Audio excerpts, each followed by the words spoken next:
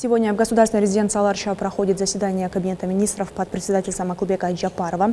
Заседание началось с награждения мэров городов Ош и Джалабад, а также победителей конкурса «Лучший Айлюк Мөттү». На повестке дня рассматривается 9 вопросов во всех сферах жизнедеятельности страны.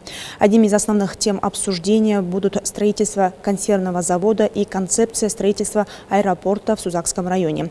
На заседании принимают участие члены Кабинета министров, представители министерств, акимы районов и мэры городов.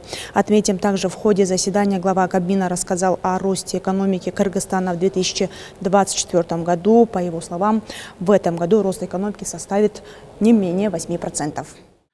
Былтыр 2022 жылдан жыйынтыгын ички дың продукцияны сиздер менен чогуу залда. Объем ВВП Кыргызстана в прошлом году составил 1 триллион 228,9 миллиардов сомов. Темп роста составил 6,2%. Ранее предварительная оценка роста ВВП по итогам 2022 года составляла 6,5%. После уточнения показателей Нацстаткома рост экономики в 2022 году оценивается в 9%. Предварительная оценка в 6,2% по итогам прошлого года после уточнения также окажется выше. По моим прогнозам, в следующем году составит не менее 8%.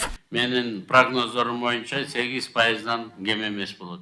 На повестке дня заседания было 9 вопросов. Так, Кабинет министров одобрил решение о трансформации 10 гектаров земель в Аильном Аймаке, Кермето, Араванского района Орской области из категории земли сельскохозяйственного назначения в категорию земли промышленности, транспорта и иного назначения. На этой территории будет построена текстильная фабрика с приодельным, трикотажным, красильным и швейными цехами. Все это создаст новые рабочие места.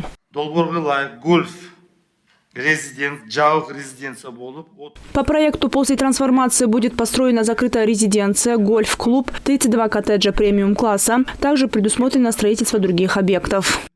Также на заседании было предложено внести изменения в таможенное законодательство по борьбе с контрабандой. Кроме того, Кабмин утвердил механизмы финансирования объектов строительства, реконструкции и погашения кредиторской задолженности госорганов путем выпуска государственных ценных бумаг.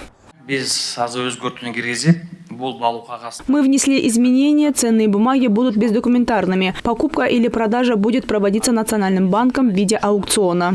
На заседании был рассмотрен проект постановления по производству этилового спирта и установлению минимальной государственной цены на него. Также были даны предложения по реализации административно-территориальной реформы.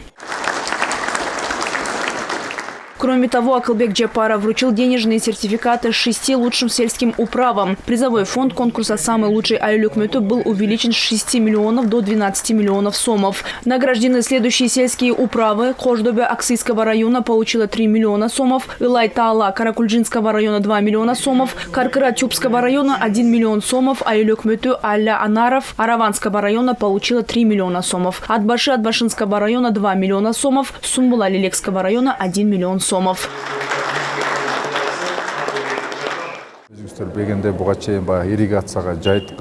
В сельской управе Атбаши особое внимание уделяется системе ирригации. На ее ремонт и строительство было потрачено 1 миллион 900 тысяч сомов. Также развивается сфера сельского хозяйства. Кроме того, здесь открыты 3 предприятия «Тазалык» для обеспечения чистоты в селах.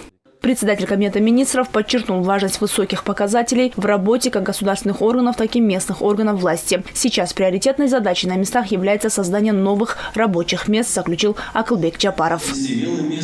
Рахат Батырбекова, Руслан Барьянко, ЛТР, Бишкек.